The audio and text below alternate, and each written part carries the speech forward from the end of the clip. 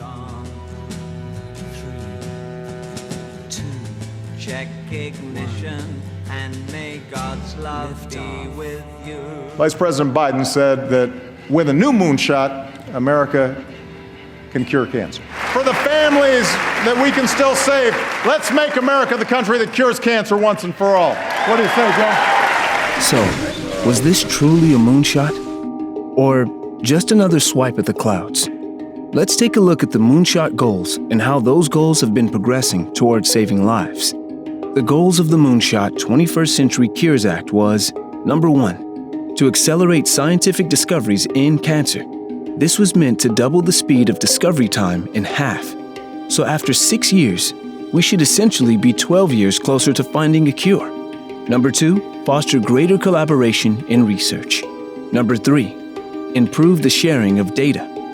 As you ponder numbers 2 and 3, we must ask, how can we explain the revelation that for years, the NCI has handed out free taxpayer money to big pharma and mostly university labs for cancer research, and they have never been required to share any information and research that they have discovered with others looking for a cure, while receiving free taxpayer money for their research?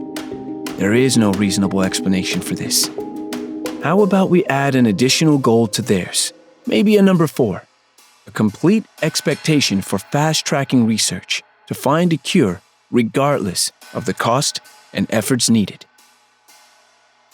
Our politicians want you to believe that they are spending so much more money with the moonshot to save 600,000 American lives each year. They bask themselves in the glory of the $1.8 billion they are spending with the moonshot for cancer victims. Let's break down the big spin for the moonshot. The funding of $1.8 billion is to be spent over 7 years. So, over the 7-year period of this time, this $1.8 billion will drip into the NCI. That seemingly largest sum of money actually only amounts to an increase in spending to find cures of just 4.2% each year. Ask yourself this question: would a 4.2% raise for your family be enough to make a major change in how your family lives? Probably not. And a 4.2% raise was never going to be enough to make a major change in the mission to find a cure for cancer. Let's take a look at how the NCI doles out its grant money they receive from the NIH to put to work curing cancer. The NCI hands out free grant money like candy at a 4th of July parade. Here's a sample of the latest information available to the general public on grants handed out by the NCI. Well over 60% of the NCI's grant money is handed out to universities to fund their labs for cancer research. The NCI has literally delegated the responsibility for the lives of 1.7 million Americans each year affected by cancer into the hands of carefree, inexperienced college students attending school for just over 7 months a year, completely absolving themselves from the obligation and responsibility the NCI was tasked with almost a century ago. The NCI has operated like this for years, and yet we have no cure as more Americans die every year from cancer. This sounds a lot like the proverbial definition of insanity, doing the same thing over and over again, expecting a different result. From the passing of the 2016 moonshot, after 6 years of moon shooting, Americans have gone from losing 589,000 Americans in 2015 to now losing nearly 610,000 Americans, and on pace to increase every year. The question is, who has the oversight of this failed institution we call the National Cancer Institute?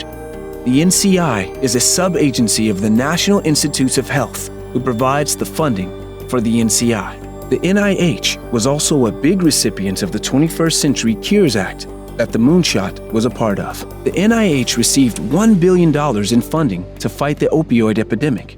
So, how'd that work out? In 2015, our country suffered 52,000 overdose deaths. After the $1 billion funding to fight opioid deaths, our country is now estimating to have over 100,000 drug overdose deaths at the end of 2021.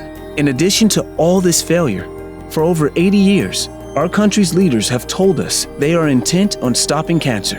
And yet, there has never been a president to even appoint a cancer czar or a responsible oversight committee to to set goals and hold the NCI to task in our nation's fight to cure cancer and save millions of American lives. This massive, never-ending failure of the NCI has become a sad reality to millions of cancer victims and their families.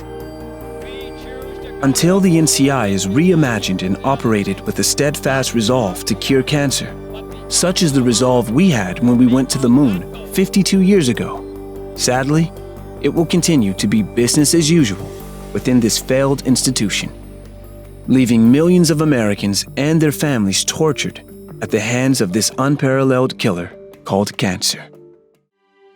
So what will it take to change all the suffering and grief?